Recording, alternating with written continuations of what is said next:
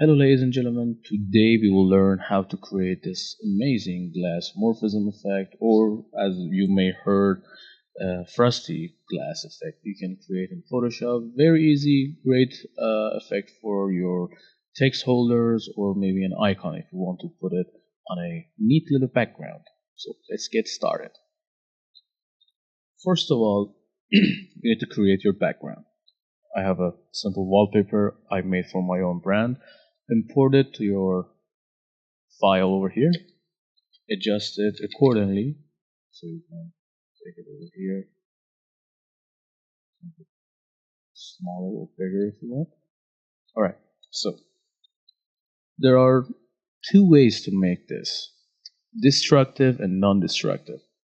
Non-destructive will be for if a client makes too many changes, so you need to update your design accordingly to their request. So first thing is to make your background layer over here a smart object, so you can update it accordingly to the request of your client. So click on the background layer, go to convert, if I can find it, convert to smart object over here. So any updates you want to make to your design, you need to double click this layer and change it over here.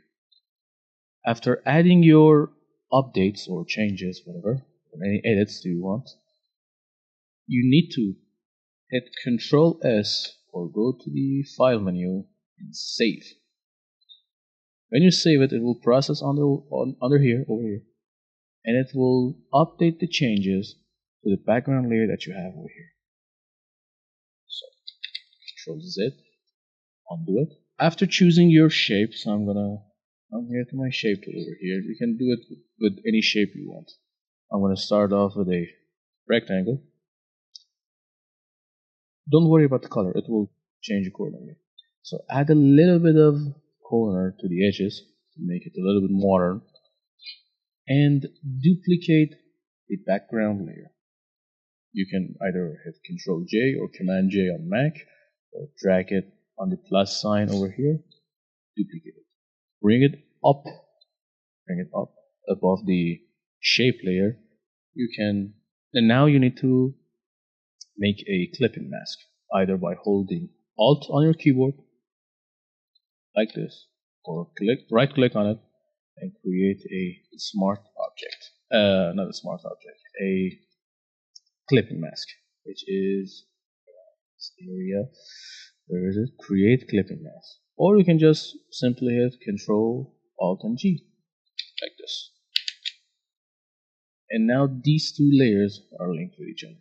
Now you need to link the base layer with the copied layer as well.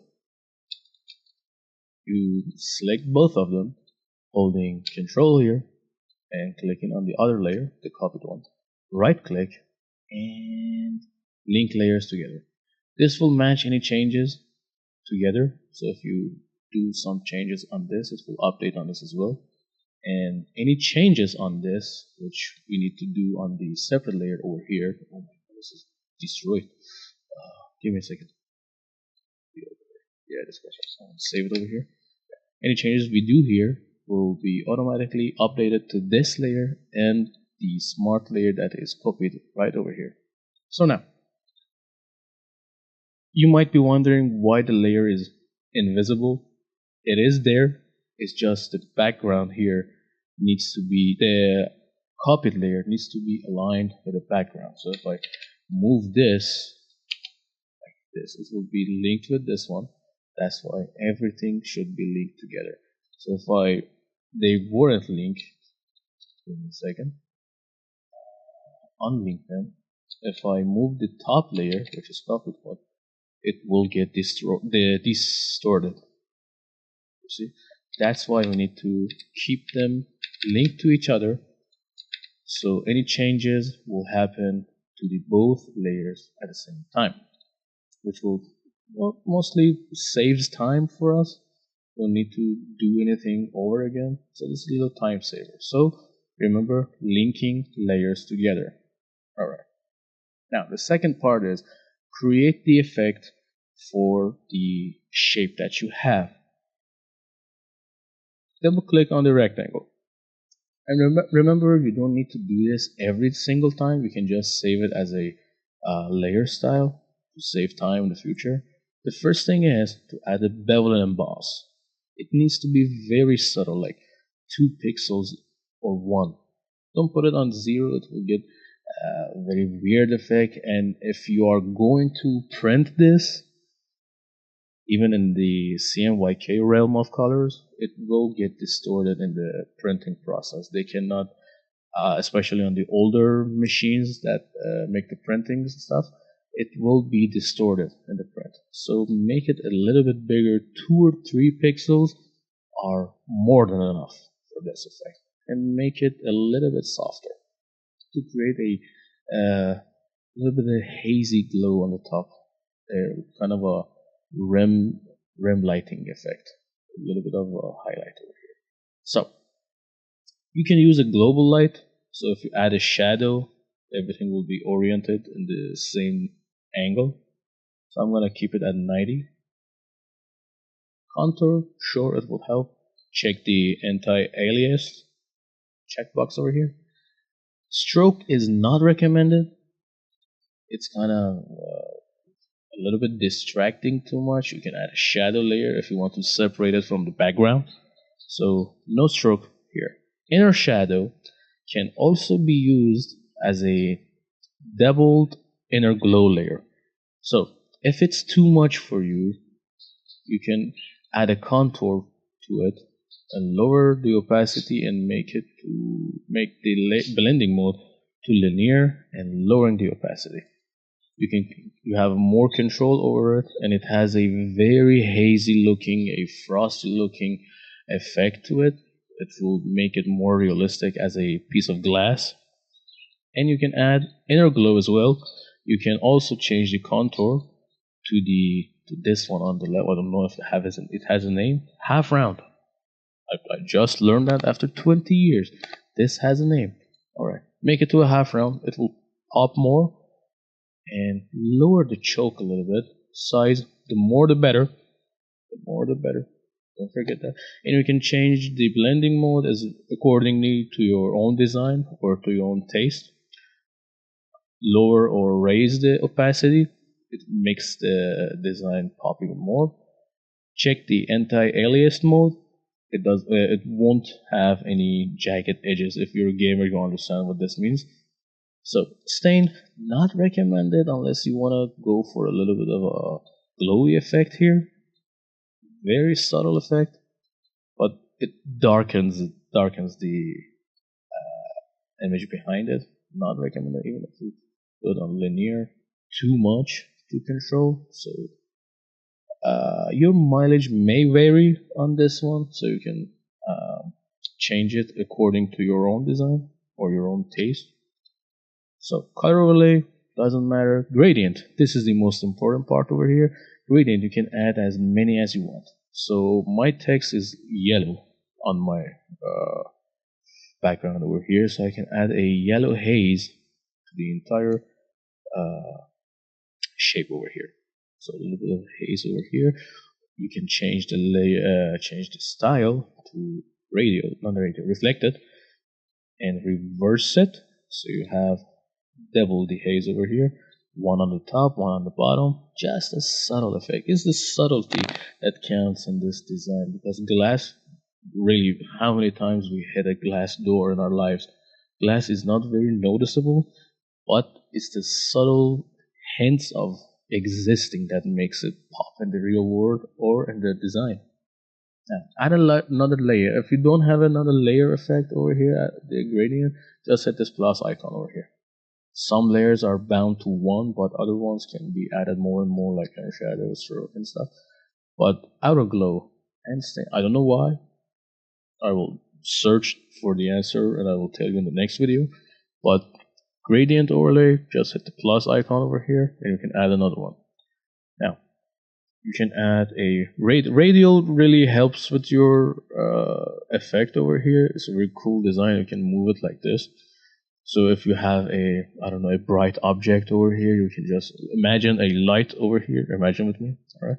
Move it towards here on the left side. So the light is coming through and refracting through the glass. You can scale it up or down as well. These are all based on your own design and your background that you're using. You can add more gradients or less gradients. Pattern, not recommended unless you want to make a very distinctive texture on it, like a cracked glass or something like that, or dusty glass. But we will get to that later. Now, outer glow needs to be very subtle, people. Look how how low the opacity is. 20% is high for this design. So the lower the better, and not normal. Maybe put it on overlay or linear dodge. It will pop in itself, but don't worry. Size lowered and a shadow to separate it from the background. Alright, a little bit less size over here, and a distance. Right, you can see the separation over here. Now, you got the entire style ready for use over here. So save it for the next time, so you don't have to pick every single option over here and redo all of this work. So click new style over here and name it. Let's call this frosty glass. That's it.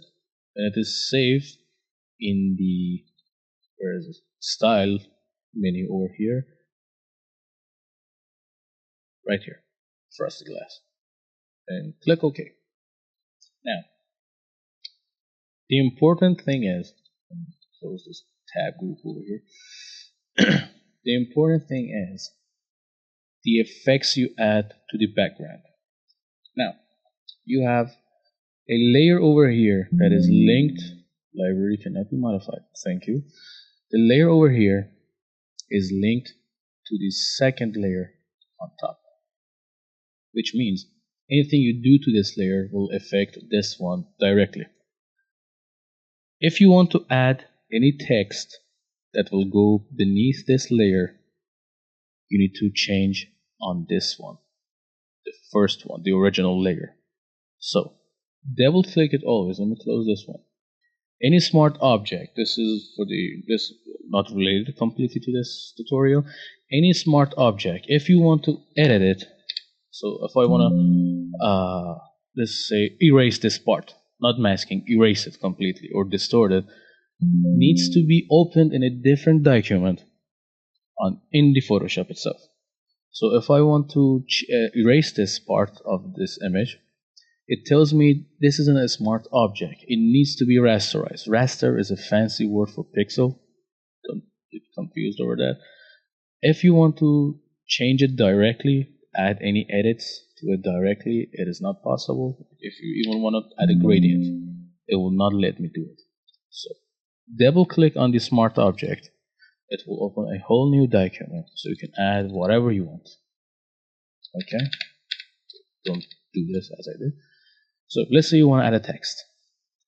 Open a new layer, hit T on your keyboard, and just add a text over here. This will suffice for now. Change the color maybe to yellow a little bit. Resize it or change whatever you want. And click go in the middle. Click OK.